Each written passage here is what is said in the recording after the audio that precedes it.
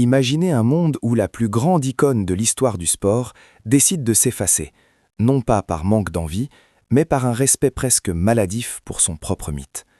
Et si je vous disais qu'un misérable petit pourcent de doute physique est en train de priver la planète entière de la dernière danse de Lionel Messi en 2026 ?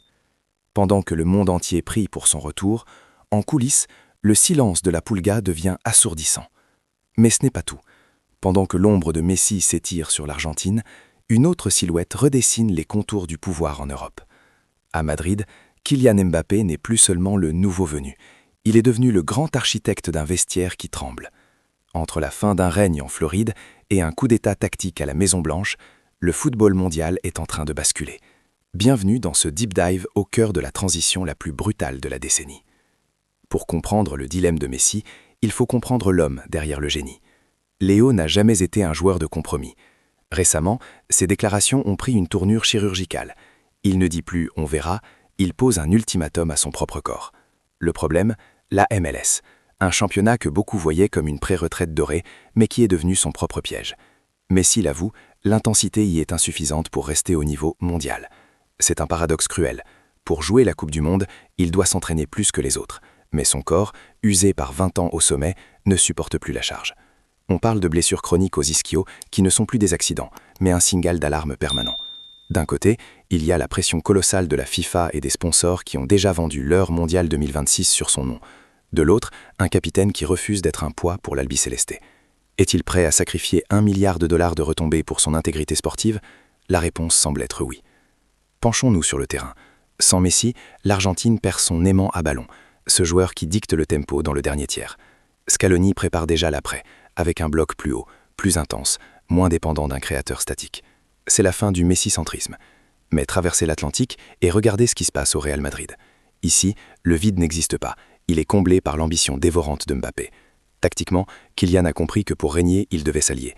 Son duo avec Vinicius n'est pas qu'une addition de talent, c'est une fusion sociale. Ils organisent des dîners, ils soudent le groupe, ils créent une bulle de pouvoir.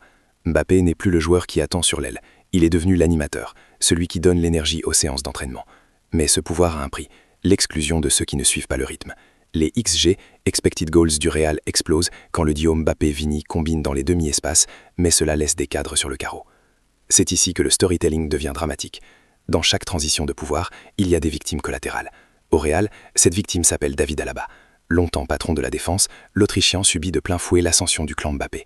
Les rapports d'entraînement font état de tensions réelles, de regards glaciaux. Mbappé, dans son rôle de leader totalitaire mais juste, ne supporte plus les baisses de régime. Alaba, entre blessures à répétition et déclin de vitesse, ne s'inscrit plus dans le projet Galactique 3.0. La hiérarchie madrilène est aujourd'hui divisée en 3. Les intouchables, Mbappé, Vini, Bellingham, les futurs cracks, Güler, Camavinga, et les sortants. Alaba appartient désormais à la 3e catégorie. On parle de l'Arabie Saoudite dès cet été. C'est la loi du Real. Si tu ne peux pas suivre la cadence imposée par le nouveau patron, tu disparais. On analyse ici le langage corporel. Lors des derniers matchs, la communication entre le bloc défensif et l'attaque semble rompue. Alors, que faut-il retenir ? Nous assistons à une double mutation. Messi, par sa probité, nous rappelle que le football est un sport d'excellence où même le plus grand ne veut pas tricher. Sa probabilité de présence en 2026 est aujourd'hui estimée à moins de 20% par les experts les plus proches du dossier. C'est un deuil que nous devons commencer à faire.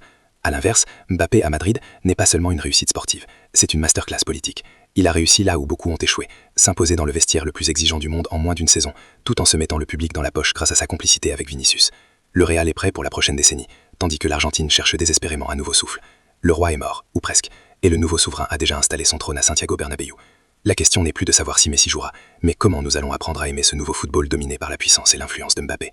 Merci d'avoir suivi ce deep dive. Si vous avez aimé cette analyse tactique et humaine, n'oubliez pas de lâcher votre meilleur pouce bleu. C'est crucial pour le référencement et pour soutenir ce type de format long. Dites-moi en commentaire si vous pensez que Mbappé fait bien de faire le ménage au Real, et on se retrouve très vite pour une prochaine analyse. C'était votre expert foot. À bientôt.